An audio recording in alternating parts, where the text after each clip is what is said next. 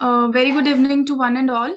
I'm Deepshika Chawla, Deputy Manager at Bennett University, the Times Group. I look after the admissions and outreach of Bennett University and the Program Manager for School of Liberal Arts.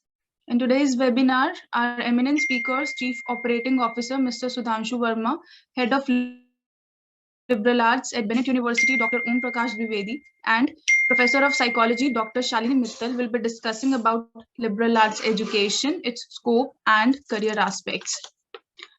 Before we start the webinar, let me introduce our eminent speakers.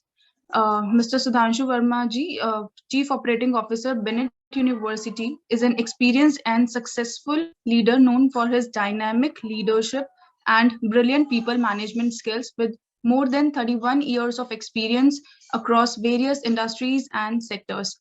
He has served in several divisions and businesses in blue chip companies like Hindustan Unilever, BPL Limited, Manipal Global Education, and many more over the years and has played multidisciplinary roles. Sir needs a bachelor's degree from BITS Pilani with Bachelor's of Engineering in Mechanical and Master's degree in Physics. Looking forward to our another speaker, Dr. Om Prakash Dwivedi is an Associate Professor of English Literature, Head of Liberal Arts, Department School of Liberal Arts at Bennett University. He is the Vice Chair of the UK-based research group Challenging Precarity. He has been a visiting fellow at the University of Rome and Linnaeus University, Sweden. Our another speaker, Dr. Shalini Mittal, is currently working as an assistant professor at the School of Liberal Arts, Bennett University. She has completed her BA Honours in Psychology from University of Delhi and earned her Master's and PhD in Psychology from Banaras Hindu University. She has been actively participating in a number of national and international conferences and has several publications in Journal of Repute. She is well trained in the skill of interviewing victims of crimes and aims to amplify voices and impact of victims and gender minorities through the research work. Over to you, Professor Sudhanshu, sir. Mr. Sudhanshu Verma, ji, sir. Thank you, Deepshika. Welcome, everyone. Great to see, of course, Sunday afternoon, people would like to sleep. But what is most heartening is that a lot of you are awake and very keenly joining the webinar. So I welcome you all on behalf of Bennett University. So while Professor Om and Professor Shalini will take you through, what liberal arts is all about, I thought from my side, as my daughter is also doing liberal arts, let me share my insights with you as to what I think are the benefits of liberal arts. So if I was to put a line to it, I would say, liberal arts program is the most liberated program which you can ever come across. I mean, it gives you the flexibility of deciding and doing whatever you choose and your passion is. Now, how does that happen? So it's not like your regular BTECs and BBAs, where typically you are put into a very standard kind of curriculum right from day one when you enter. And the beauty about liberal arts is that your initial year, you get to explore many subjects, and all diversified subjects. It's like, another way of putting liberal arts is, it's like pav bhaji. You mix some 10, 12 vegetables and you get an absolutely different taste, which neither tastes like gobi, doesn't taste like potato, doesn't taste like carrot. It's got a unique taste of its own. So liberal arts actually gives you an exposure which none of the other standard programs give you. You see, when you do a BTEC, you will end up, or BTEC CSC, you will actually end up being a software programmer or an app developer. You do an MBBS, you'll end up being a doctor who can write prescriptions. Liberal arts gives you an opportunity to step into any field of your desire as you go into the course deeper and deeper. So take an example that you want to be a marketing professional. You will do subjects like psychology, sociology, political science, economics. Now, when you become a marketeer,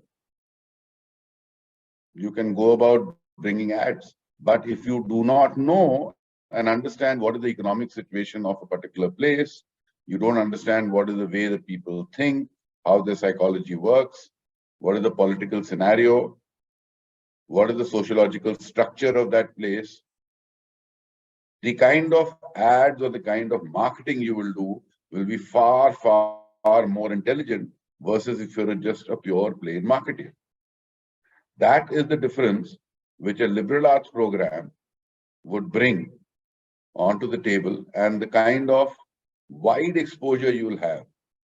And then decide and say, okay, I want to do my major in marketing, or I want to do my major in computer applications, or I want to do my major in journalism. Now, in all of this, understanding the people, understanding psychologies, understanding the country, understanding the state, understanding the background of people over there is what really makes a difference. And of course, as they say, Sone pe Suhaga is the fact that you are the ideal guy who can actually sit in a UPSC program, entrance exam, and crack it like no one else can. That is my 2 bits. I am not a very professor kind of person. So I would leave the best of the knowledge to be shared with you by Professor Om and Professor Shalini. Thank you, and thank you once again for keeping awake on a Sunday afternoon and joining this webinar. Thank you, sir. Thanks a lot from Bennett's side. Om, all yours. Thank you, sir.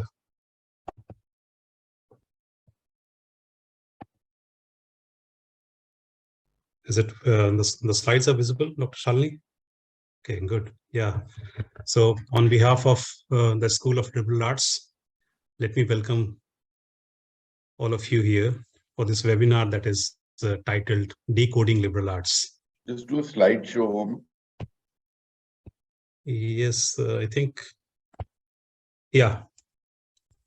So over the next 1 hour, I mean, Sudhanshu sir has already spoken about his idea of liberal arts, but over the next few minutes, we will be walking you through the program structure, its importance, why should one study liberal arts, and of course, the USP of our program that we offer at Bennett University. So a 100-year-old university, as you could see in this slide, may not prepare you for the next 10 years, but we do.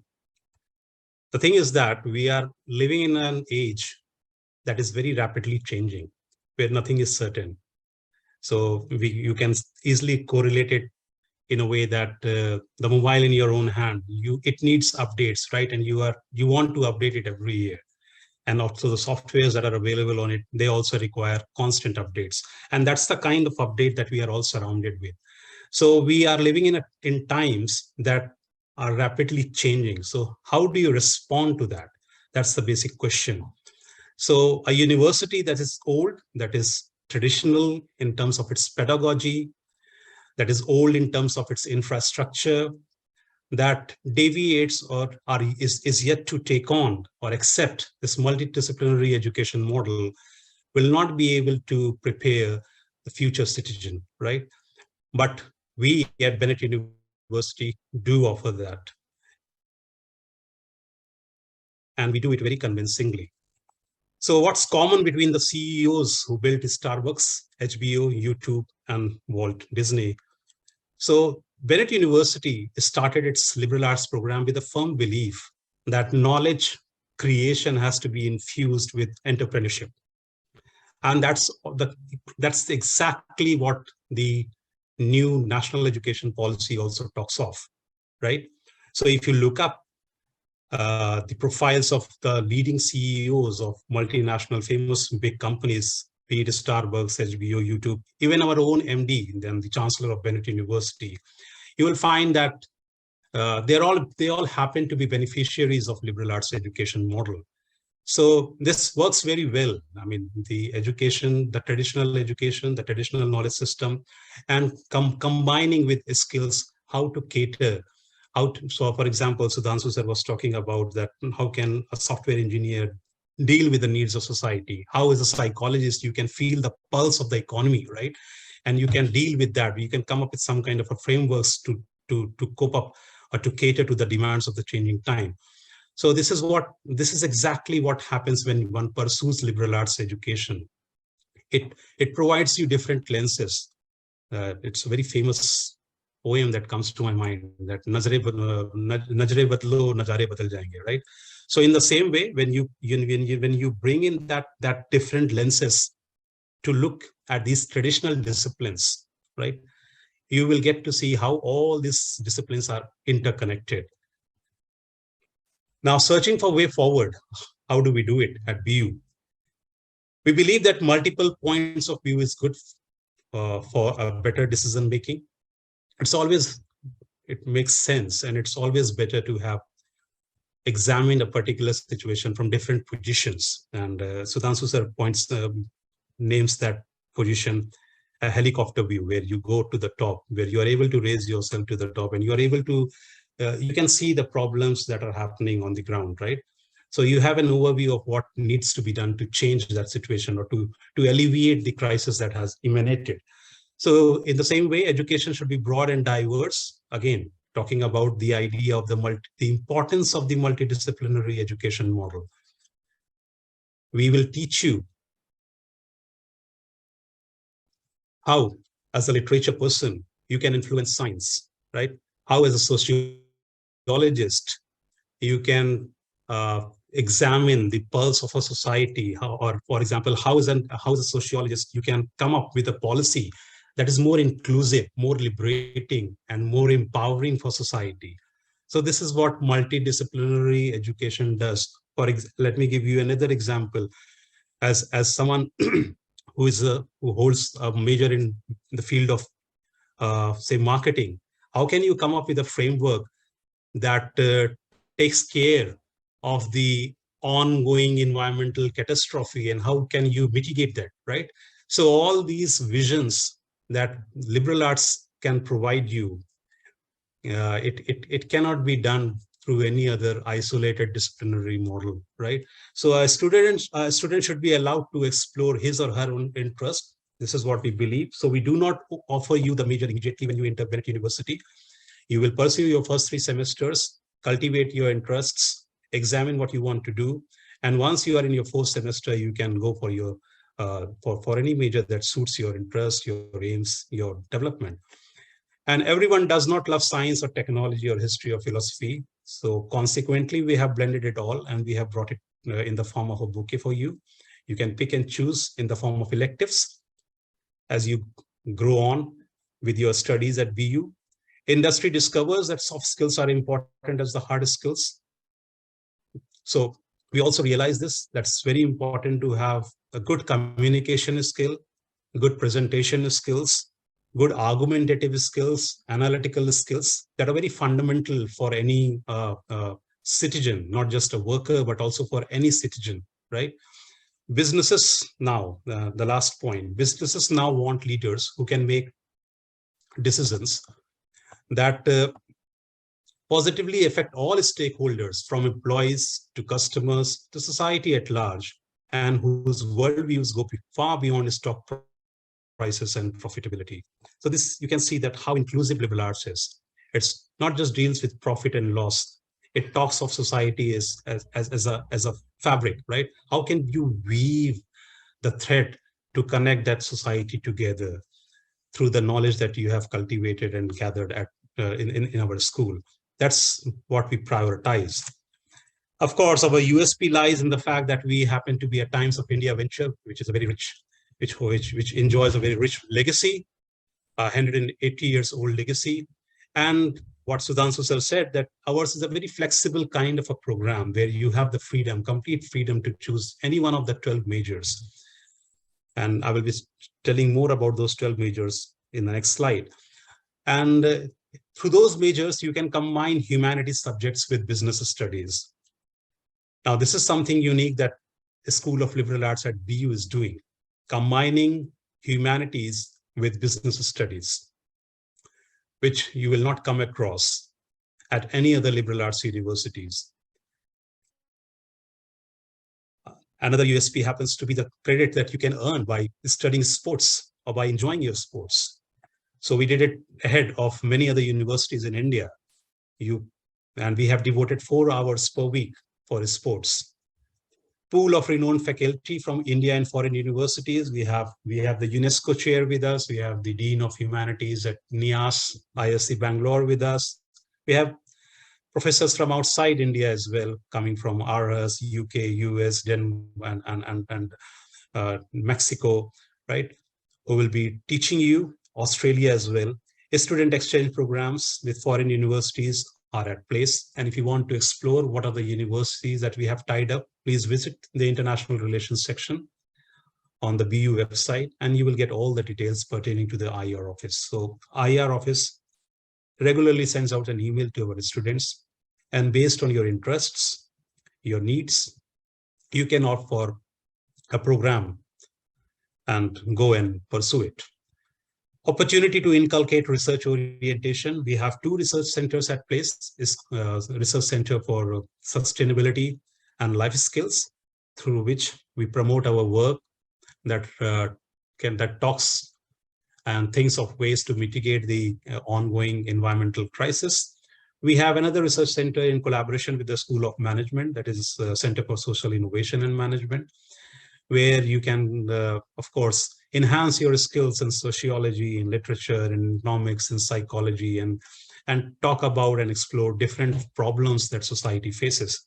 And then you can come up with a kind of a proposal and pitch it to the hatchery, which, if it likes, may fund your project. And we have a good history in terms of funding the innovative ideas of our students. We have, in fact, awarded more than 10 crore rupees through our hatchery to our students. Regular interaction, we have a rich with industry members. So we have a very rich industry board with us who often visit us for meetings, for interacting with all of you. And it's important because you get to know the future ahead, the road ahead, and what are the things that industries look for while recruiting our, prospective students as far as the job market is concerned. We have mandated internships, so it's a mandate, right? So no one can skip it. So each one of you, whoever comes on board with us, will have to go for a 16-week rigorous internship program that is curated by the School of Liberal Arts, and that is aligned with the interest of your major. So if you are doing your major in psychology, you will be put in touch with some psychologists, some clinical psychologists, or maybe some other teacher or social scientist who can help you to understand, or under the mentorship you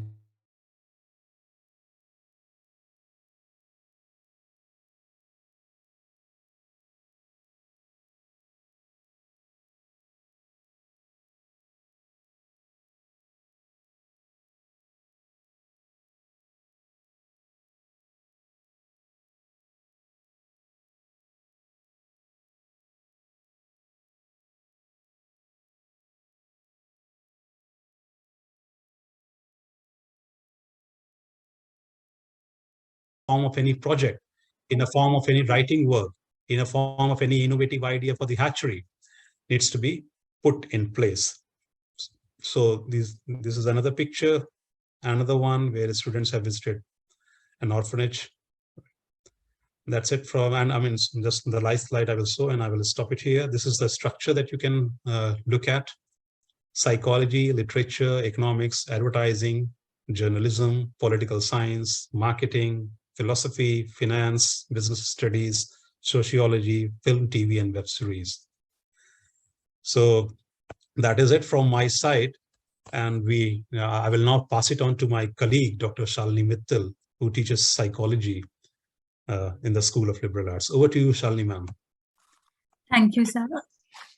A very good evening to everyone who has joined in today. I'm Shalini. I teach psychology in the School of Liberal Arts at Bennett University. And today I'll be talking about liberal arts and psychology as a part of liberal arts. But before we begin with that discussion, there are just two short stories that I want to share with you all. The first story is about Lord Ganesh and Lord Kartikeji. So once Lord Ganesha and Lord Kartike both decided to go on a race around the world thrice. So immediately Kartikeji hopped on his peacock and he went around the world once, twice, and thrice, crossing all the rivers, all the continents, and all the oceans, and returned in the hope of having won the race. But when he returned, he saw that Lord Ganesha was already standing there. And he asked him, "How can you win the race?" And Lord Ganesha said that the answer is very simple, that you went around the world, I went around my world, which is my parents. So this story tells us the difference between the world and my world, or the objective reality and the subjective reality. Then the other story is the story of Alexander and the gymnosophist, or the naked wise man, or the Jan monk. You can call him by whichever name you like. So Alexander once asked the gymnosophist, "What are you doing?" And he replied, "I'm experiencing nothingness." Then gymnosophist asked Alexander, "What are you doing?" And he said, "I'm conquering the world." And both of them heartily laughed at each other, thinking that the other one is a fool, not realizing that they both grew up listening to different kinds of stories. Alexander grew up listening stories like Homer's Iliad, stories that believed that we live only once and that whatever we have to do it in this lifetime. On the other hand, gymnosophist grew up listening to stories depicting karma, depicting life beyond death, and the never-ending cycle of life and death. Why I'm sharing these stories with you is to share the essence of liberal arts in India with you all. Liberal arts is deeply rooted in the ancient Greek tradition, which was based on the principle of desire for universal knowledge and understanding. And in the West, it has been popular for quite some time. And many people believe that liberal arts has just recently been introduced in India, which is not true. Liberal arts curriculum existed even in ancient India, in 5th century BC in Takshila University, in 5th century AD Nalanda University. However, to cater to the demands of an emerging nation following several invasions and colonization, in the first flush of freedom, there was a heavy focus on infrastructure, science, and technology, because of which liberal arts education was neglected for some time. But with growing understanding and awareness that leaders who are not sufficiently schooled in liberal arts education, they cannot make effective leaders and they cannot effectively deal with the problems of the society. Again, there is a growing inclination towards liberal art programs in India. And these programs, such as the one at Bennett University, we try to give exposure to our students of not only global concepts and theories, but also of indigenous concepts and theories, and the link between the two, so that the students are better able to understand personal and social issues. Talking of psychology as a part of liberal arts, it's a very popular course and many students are opting for it. And this is basically a science and art of human and animal behavior. It's a discipline that allows us not only to understand others, but to better understand ourselves. And it is very interesting because we live psychology on a daily basis, and with so many branches of psychology available, forensic psychology, cognitive psychology, social psychology, clinical and counseling psychology, Indian psychology, it has something to offer to everyone. When it comes to the scope of psychology, again, it's very wide because psychologists are being hired as counselors in consultancies, in organizations in both public and private sector, in schools, colleges, universities. They can work as counselors in jails and juvenile centers. They can work as clinical psychologists, counseling psychologists, child and adolescent psychologists. They can work as academicians and researchers. And the exposure to liberal arts curriculum allows these psychologists to develop an interdisciplinary approach to problem solving.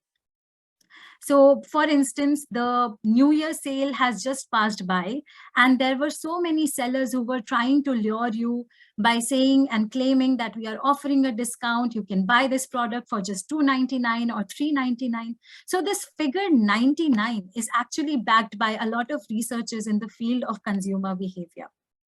The fact that we do have the T20 match happening today I would like to notice, and I would like to bring to your notice, that there is also an increased demand for sports psychologists in India and in the current times, because again, these career options are backed by a lot of concepts of leadership that we study in the field of psychology. I would also like to bring your attention to a very interesting fact about psychology, that as a formal discipline, it was introduced in India in the year 1905 in University of Calcutta by Sir Bojendranath Seal, but it can be traced back to ancient Indian philosophy in texts such as Ramayana, Mahabharata, Bhagavad Gita, Upanishad, Charak Samhita. All of these texts are heavily laden with concepts that are very relevant to the discipline of psychology. So as part of liberal arts, we provide exposure to not only American and European psychology, but also to native theories and indigenous concepts that are part of Indian psychology, so that the students develop a holistic understanding of their issues, both personal and social in nature. And to conclude, I would like to bring your attention back to the pivotal question of who is right and who is wrong, whether Alexander was right or the gymnosophist was right. And without a well-versed education, without a well-versed liberal arts education, we might end up choosing one over the other. But we will agree that that would lead towards an environment of fundamentalism. So only a well-versed liberal arts education and with improved understanding of psychology, we will not choose one over the other. Instead, we'll train our minds in such a way that we understand each within the context of their universe. So that is all from my side. Thank you, sir.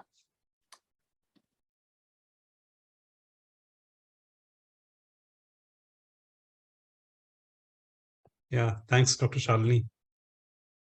So we are open to questions now. Deepshika, ma'am.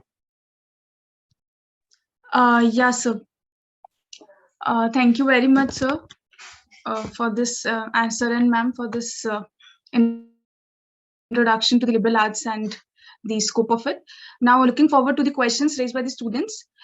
Sir, how is liberal arts beneficial for a science student? I think the best person here to respond, someone who can be mentioned as an example in itself, is Sudhanshu sir. He holds an engineering degree and still, I mean, we keep discussing so much on liberal arts, and I keep getting some of my own ideas from Sudhanshu sir about liberal arts. So I will pass on this question to sir. Thanks, Om. That's a very nice way of deflecting the question and putting me in a tight spot. Okay, let me try and explain this to you. So, science also, when you look at it, so what does science do? Science is a very logically structured breaking down of, the bigger issues into smaller ones and then solving them. Liberal arts does the same thing. The key difference being, it also helps you break it down, but it helps you break it down into a much wider and larger context, of the society, of the people, the way the people think, what their earnings are, what their earning potentials are. So with a science background, you would actually be able to absorb a lot of this far more easily versus someone, who's in a way not coming from a hardcore science background. So it actually helps the topics which Shalini and Om talked about, on the creativity, on critical thinking out of the box, right? So when you add your logical way of thinking and bring creativity into it, the difference you can make is huge. Yes, and I mean, just to add to what Sir said, Albert Einstein, a very famous, well-known scientist, he kept emphasizing the importance of arts in life, and he went on to say in one of his books that the great scientists also happen to be good artists, right? And Leonardo da Vinci, let me give you an example from another position. Leonardo da Vinci, a very well-known poet that the world has ever witnessed. He was he's a very well-known anatomist as well, who loved dissecting human bodies and animal bodies. So you could see, I mean, how in ancient times, also in modern times, to give example of Albert Einstein, science and arts have interacted with each other. It is only in the current scenario that, particularly starting, if I have to historicize it, it started in 1980s when we started talking about the STEM, that is science, technology, engineering, and mathematics, right? So it is this entire idea of science being diverse from arts, it started deriving its energy. And finally, again, we are at a point where arts is kind of reviving itself through liberal arts. Thank you so much, sir, for answering the question. Now, another question asked by Kritika Mishra is, can you please elaborate on kind of placement opportunities and packages offered for liberal arts graduates? What kind of corporate currently come for the placements? What kind of? Sorry, I missed you. So what kind of corporates currently come for the placement? Yeah, good question. I mean, if you have a liberal arts degree, you can go anywhere. And I make this claim for the very simple reason that science, as Sir said, that it deals with very specific things, right? You start with a hypothesis and you spend your entire life to prove that hypothesis, either it will turn right or it will go wrong. But that's not the thing with arts. So where science gives you the provisions to live and to enjoy and to update yourself and the life, arts give you the vision, right? So that vision to how to use those provisions is very central to all human life, in fact, to the entire existence of this planet. So if you have an arts degree, you can go to any organization that, I mean, to limit it just to any one or two companies would be a very serious injustice.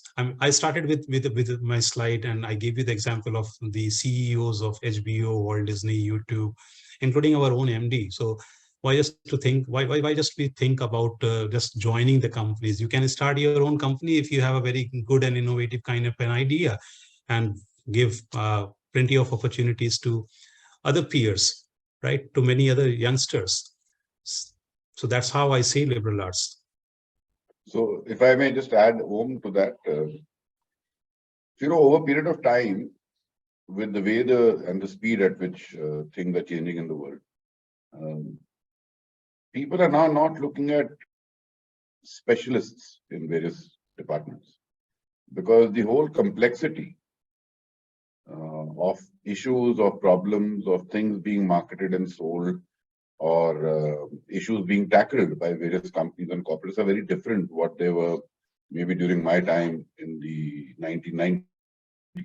So what people really look forward to in a corporate today is someone who can think in a much wider zone, is not limiting or restricting his thinking in a very set, standard, straight way.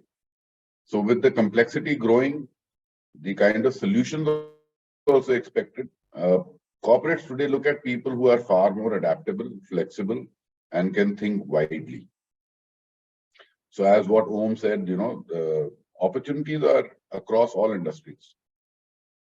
I mean, you hear of stories of Microsoft actually going and picking up people who neither have an engineering degree nor have a marketing degree, but are generalists and my own experience over 33 years of working now is that end of the day, when you have to head a business or you have to head a company, at some point of time, you have to be more of a generalist than a specialist.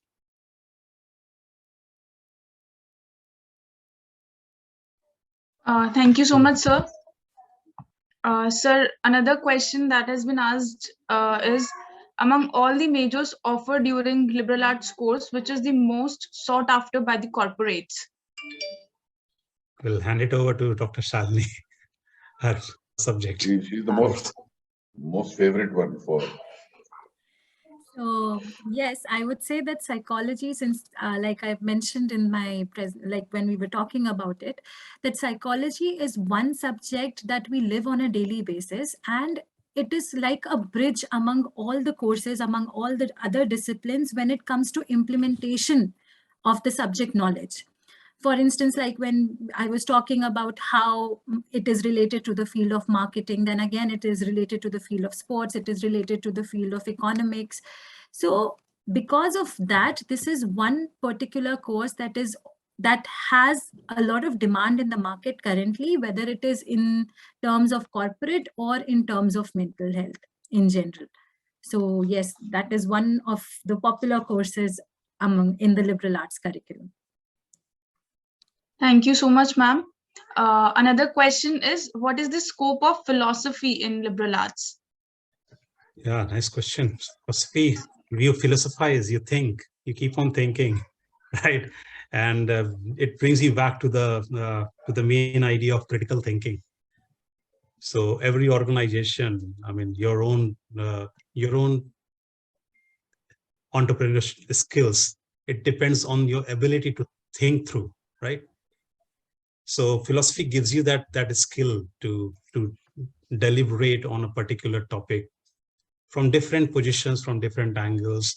So philosophy is important for a very simple reason, that it makes you think. It makes you think about thinking, and it makes you question everything that is in existence. So it makes you more a kind of a critical thinker, and also a kind of an ethical decision maker, right? And that these are all very, very, very much in demand in industries where we go.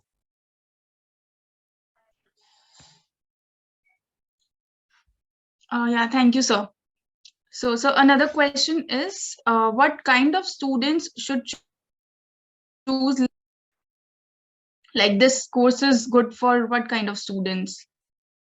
I think we have already answered it. It's anyone from any discipline. Any discipline, can come and study liberal arts. Of course, we are looking for students who are serious readers, who can come up with and demonstrate some kind of innovative thinking. So these are central to our to maintain the spirit of our program, right? Yeah, thank you, sir. So the question, can I just add sir has something to add, I guess. Sure, sir, please. So I think, irrespective of whether it is liberal arts, whether it is BTech or anything else, the key thing which the young kids like you should understand is always have the courage to question. If you have the courage to question, you will fit into every program. For the simple reason that if you do not ask, and you believe that if I ask, people around me will think I'm an idiot, you will never get the clarity. And later on in life, you won't be able to solve a lot of stuff which you could have easily solved had you asked that one question. So if you have the courage to ask, be happy to join. And especially, as I said, liberal arts is the most liberating program. It gives you 360 degrees of freedom.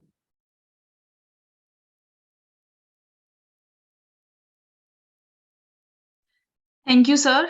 So the another question asked by Kritika Mishra is, generally students get placed after liberal arts degree, or they need to do masters before getting the job? I mean, any 3-year degree can only prepare your skills, can only nourish you with the skills in the form of whatever we have said, right? So one needs to pursue your masters to be able to present yourself as someone who can be sought after by any prospective employer. So 3-year degree won't create that many opportunities if you are looking for a job. But 3 years degree can definitely, I mean, a degree like liberal arts can definitely enhance and cultivate your critical thinking, your decision making, your ability to connect different disciplines together, and of course, be a very good storyteller. So these are the skills. And of course, we give you the provision to go out to interact with foreign scholars and foreign countries. So in a way, we give you plenty of exposures, exposing you to both leading faculty members as well as both and the industry members as well, coming from leading industries. So you will get plenty of growth opportunities. And then once you have decided that this is what I want to major in and this is what I want to pursue my master's in, that will just open your way for your career, right? That's how education systems are modeled on. Yes, sir.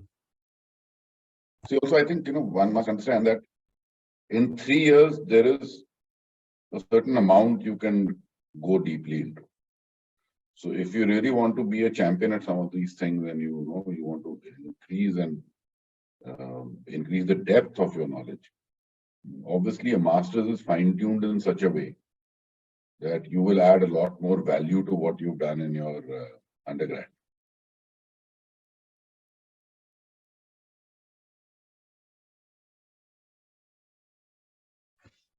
Thank you so much, sir. The another question here is, what about advertisement and PR, public relations? So how is advertising and PR? I will pass it on to Dr. Shalini, but before I pass it on to Dr. Shalini, I will just like to tell you that advertising and PR, you cannot be a good advertiser unless you know the art of creating and telling stories, right? So, Dr. Shalini, over to you. Yes, thank you. So first of all, like it has been already pointed out that in the first year, you will be studying all of the subjects. So when you study all of those different subjects, that will prepare you to think about a certain product that you might be trying to sell from various perspectives. And then you are able to understand the other person's point of view as well. So advertising and PR, they are also one of the majors that are offered at Bennett University. And the fact that you would be studying other courses alongside that before you opt for advertising as your majors will only help you nurture your skills even more. So we do have majors in that, but I would also like to add to the previous question that when you are pursuing any 3-year degree in any humanities or social sciences course, you always require to opt for masters as well, to pursue your masters as well, because the bachelor's degree provides you a skeleton. It provides you a foundation that will be that you can utilize to further pursue advanced education in that area. So sorry, I'm again interrupting, adding on. I made this mistake when I was a student, and we typically fall in this trap. So my advice to all these young ones is that, so don't treat it like this, first year mein pada first semester and then forget it and go to the second semester and forget it and go to the third semester. See, all our whatever. So, for example, what you do in 12th or you're doing in 12th, it has a basis right from what you studied in the 4th, 5th, and 6th and 7th grade. So as you go forward, and especially in higher education, whatever you do in the first semester, second semester, don't think I have to just do that subject, get my marks, get my grade, and move on. Because all of these are going to come together, and that is the basis of what you're going to eventually use and do later. Simple example, we've been learning plus, minus, multiply, divide, right, since our first and second grade, right? Can we forget it? We can't. Today, my majority of the time when, I talk to Om or I talk to Dr. Shalini or Deepshika's boss, most of the time, the only thing I'm using is plus, minus, multiply, divide. So can I say that, what I did in 4th and 5th standard, I have to forget, I have to get into polynomial equations and linear equations. It doesn't help. So everything that you will do in your first semester, second semester, third semester, all of that will add to your knowledge base and the way you have to develop your thinking in finding solutions. That's my thought on that. Thank you, sir. So another question is, how many majors and minor does one need to study in liberal arts course? We have 12 major. We do not follow the concept of minors. Instead of minors, we have electives, right? Yeah. Thank you, sir. Another question So, is, just 1 minute. yeah. I think basically the answer is that you can choose one of the majors and do it. And in case you want to add on to that, so let's say someone who is doing marketing wants to add, let's say, finance to it. So the marketing can be the major, and for finance, they can take further electives and add that knowledge also of finance. Yeah. Thank you, sir. Our next question is, as liberal arts is bringing so many innovations in studies, what kind of teaching strategies be there in program, whether theory-based, practical, research, or field-oriented? What kind of strategies? I have already pointed this out during the course of my presentation that our is a kind of a pedagogy that incorporates the 3 verticals, that is listening, seeing, and doing, right? So it is theory-based, of course. You need to start with theory, with some kind of a learning hypothesis. Then you go to the ground, and we have a community project for that. And also there are occasions when our kids go out, they interact with industry members, right, and other organizations. So that becomes a part of your experiential learning. And as far as the last component that you pointed out, research is concerned, we have 2 research centers that I mentioned. Center for Sustainability and Life Skills, and the other one is Center for Social Innovation. So through which a student, if he or she is good enough and very much fascinated with very much research driven, then of course one can go and enhance its skill and come up with a kind of a project, and maybe even offer to the hatchery for getting it sponsored, right? So it incorporates all different components of learning, but we give more, we prioritize more this experiential learning that happens to be the real core of liberal arts. Also, it is something which aligns with the fundamental objective of the new national education policy, which talks about the life skills and the vocational skills. Thank you so much, sir. Sir, another question is, how are fundamental skills, critical thinking, decision making, and analytical skills get embraced through liberal arts program? I think I just answered that thing, that question only. Yes, sir. So I hope this question has been answered. So our next question is, why does National Education Policy 2020 mandate multidisciplinary education now? So how is it?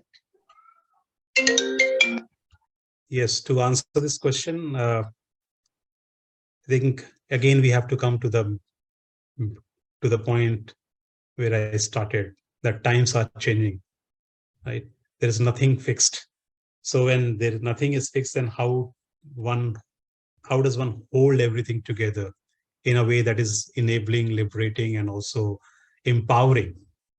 So multidisciplinary skills, I mean, these are the kind of multidisciplinary skills that NEP talks of. They prioritize, or they are built on the skeletons of life skills, right? And those life skills are critical thinking, decision-making, analytical skills. And these are supposed to be cultivated through, in a way that tells you how literature, for example, can be used to study science. Let me give you a very interesting example. The very idea of atom bomb, very few people will know. The very idea of atom bomb that the scientists discovered, actually it was first imagined by a writer, H.G. Wells. It was H.G. Wells who wrote a short story, and he imagined the picture of a huge bomb that can have not just harm the immediate generation, but that can have impact on kind of a transgenerational impact, right? Coming successive generations, that can be a curse for the entire world, not just one particular location. And when this idea was studied by American scientists, they were very fascinated by it.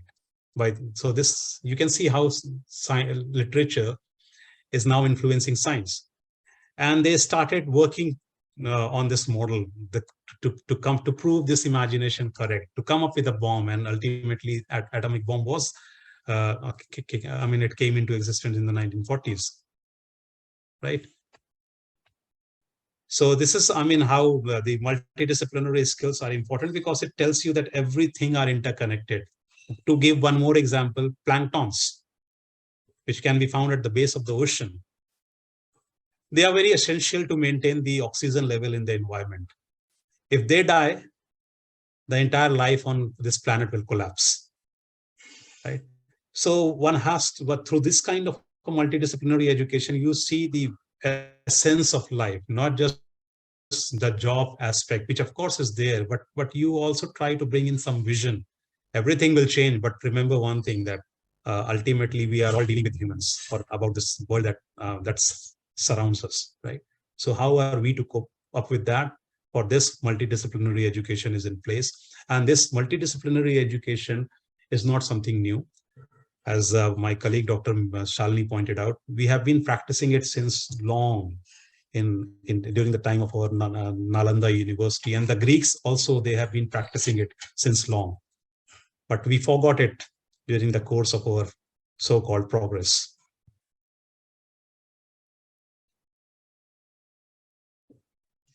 Thank you so much, sir. Ma'am, our next question is, what are the career options after philosophy, and what industries are best for students for the philosophy?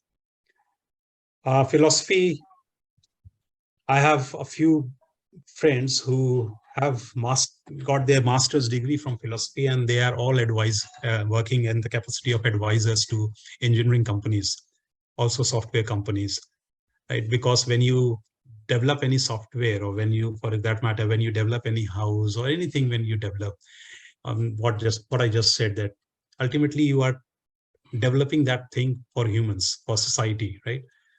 So to cater to take care of this humanistic aspect, philosophers are needed, so that essence of that society is not disturbed, right? So you are growing, but you are also not becoming a kind of a model that is predatory, that is exploitative in nature.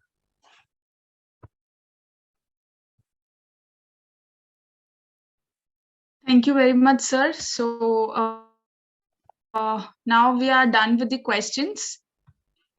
There is one more. Hope Bennett University is a ragging-free campus. Yeah, definitely. Of course it is, but I will pass it on to Sir Sudhanshu, sir, who takes care of it. We do not encourage, in fact, we strongly discourage ragging. And if people are caught ragging juniors, then we take the strictest of actions possible. There's an absolutely, and every kid who comes in or is currently there on campus, they and their parents have signed an anti-ragging undertaking. So nothing to worry about.